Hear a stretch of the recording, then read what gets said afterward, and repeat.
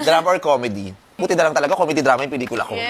Tawa naman kayo. Di ba? Ang galing ng bida, di ba? At saka mas maganda siya sa personal. Pangit niya dun sa pelikula. Paho kasi niya dun sa pelikula. Ano yung biggest sacrifice na alam mong ginawa sa'yo ng nanay mo? Ba't mo ginawa yun? Ang sama mo namang anak. Dahil sa'yo, ginibap niya yung dreams niya. Chef na siya. Iniwan niya yung pagluluto dahil sa'yo. Paano ko nasunog yun? Ilang taong ka na now? Common story ng mga babae.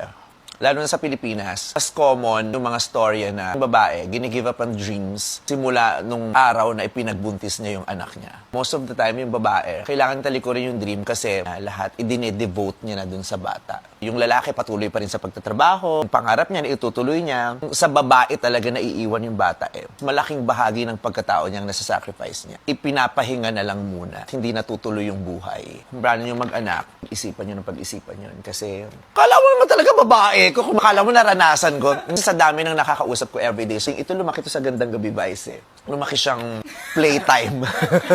Pero ganun yung story ang naririnig ko sa mga babaeng nakakausap ko. Yung puso ko, iba yung pagsaludo at pangunawang nabibigay ko sa mga babae. Kasi how can you imagine letting go of a dream? Lalo na kung yung dream na yon, ang tagal mo siyang trinabaho, tapos sa isang iglap, kailangan bitawan mo ulit. So hard.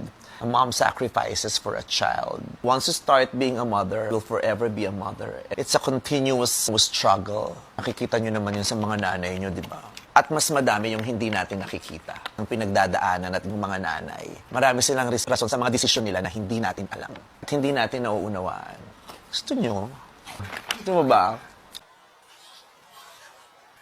Ilan kinuha mo? Last na yun, ha? Ikaw, Rave, anong take mo dun sa... Kasi yung mga lalaki may sa action, horror, gano'n. Sino ang favorite na actor mo? Talaga. Actress. Ano yung last na drama movie pinanood mo? Joshua Julia yun, di ba? Hindi mo masyadong maganda yun. Tarot! Pahin ako ni Joshua. Ano namang, kamusta yung experience mo watching my movie? Galing ko doon, di ba? Hindi ko kasi nababanggit eh. Oo, pakibanggit na lang din.